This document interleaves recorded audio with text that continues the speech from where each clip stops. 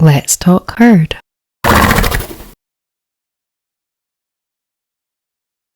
With the horse that I had that died after 2 months in hospice care, he died on his own, I would describe that as a heart-opening experience. I was not heartbroken when he died. And I was going, wow, this is new. I've never experienced this before. With other horses or animals or even people I had been. But this was the first death where I felt more alive. I'm going, oh, okay, this is weird. No one talks about this. But the thing was, I had 2 months of practice of the present moment of being with him and processing the grief at the same time as his body changed, as death approached. I'm grieving the loss of him. At the same time, I'm enjoying his presence. And then getting to enjoy his presence as his body is changing. That is the grief process in there. And so when he actually died, that whole grief process of 2 months of caring for him and being present with him was heart-opening. Yes. Him dying was heart-opening. And then I put my hands on him, and that magnetic resonance of his heart is drawing me in one more time. It was just like the icing on the cake. And I thought, and that was a heart thing, you know? So when I really learned to differentiate between myself and him. Yeah. My fears are my fears. They are not him. And getting support for that and not holding on to it, but letting that move through me so that I could actually connect with him in the moment with his body, however his body was in that moment. That process was heart opening. And then when he actually died, I felt more alive. And it was probably, I don't know how long it was. I cried, but not really. Not like the heartbreaking cries when I've lost other animals or people. This one was just, I'm sitting in awe. I'm in awe over what has just happened. And I feel a little bit of relief because I was afraid I was going to euthanize him. I was afraid I'd get scared and I'd call a vet.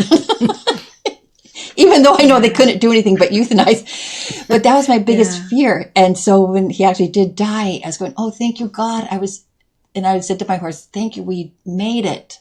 I made it. I made it all the way through, keeping my heart open, acknowledging what is mine and what is you, and not interfering with your process. Wow. And so I remember just sitting there with his body, being so relieved and so open, just heart laid wide open. That's how I would describe it. And the grief process following his death, I mean, it was still there. Yeah. But it was unlike any other grief process I've ever had. It was just the cleanest grief. Like, I miss you and I love you. And that was it. There was no blame, shame, guilt, anger. Yeah. I love the way you talk about the grief being part of the death, the dying process, like the grieving process. It's like they are.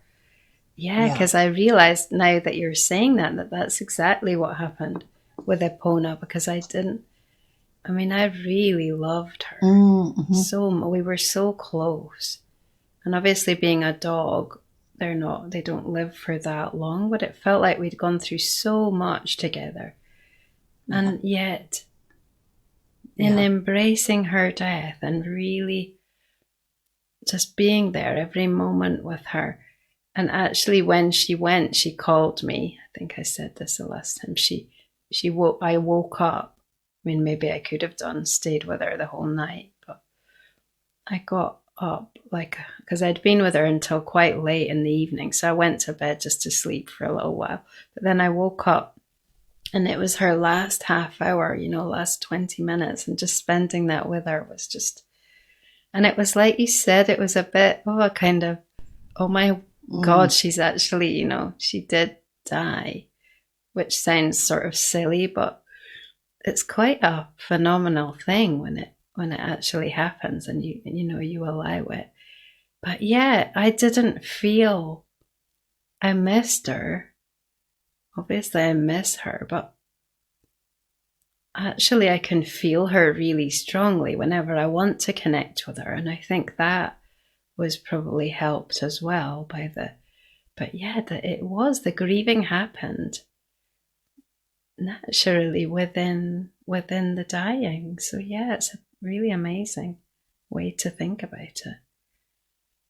And I suppose it's because you've allowed yourself to experience the transition, like you've allowed that to be real for you. So you actually know on every level of your being that there wasn't death as such. There was just a transition. And so it's like saying bye to somebody for now, and not forever. And it really changes your whole way of.